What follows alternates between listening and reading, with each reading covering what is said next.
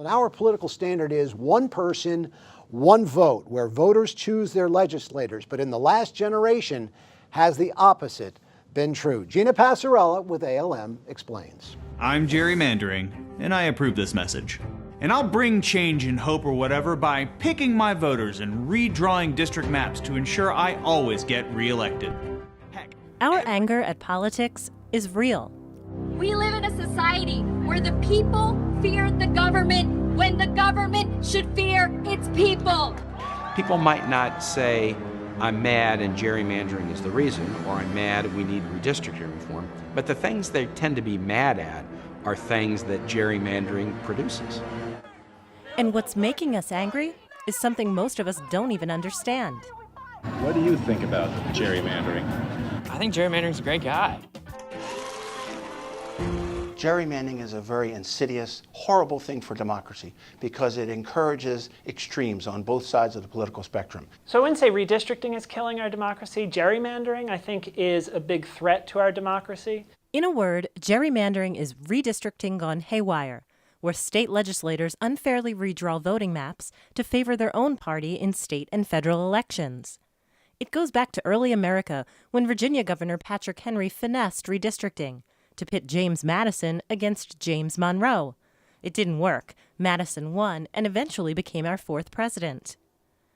And later, Massachusetts Governor Elbridge Gerry approved this controversial district map, known as the Dragon, and a twisted strategy was given its name, much of which causes the public's eyes to glaze over.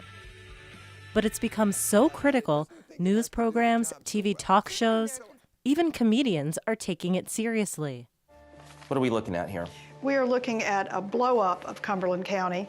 There's no rational reason for these arms that come out and stick out all over the place.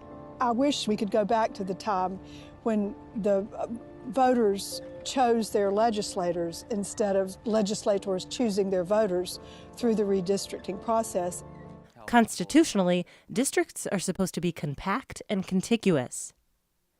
But more and more, it's anything but.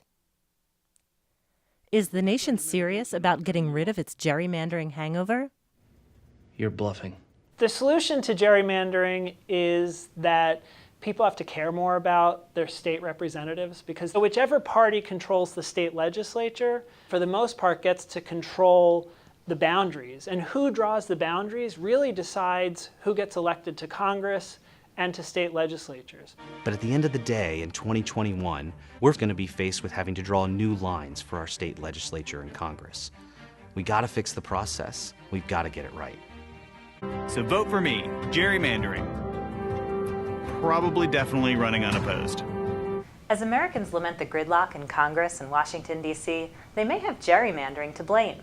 Despite any laudable goals about redistricting, many point to it as the cause of the increased polarization in our politics, law, and the courts. For the American Law Journal, I'm Gina Passarella.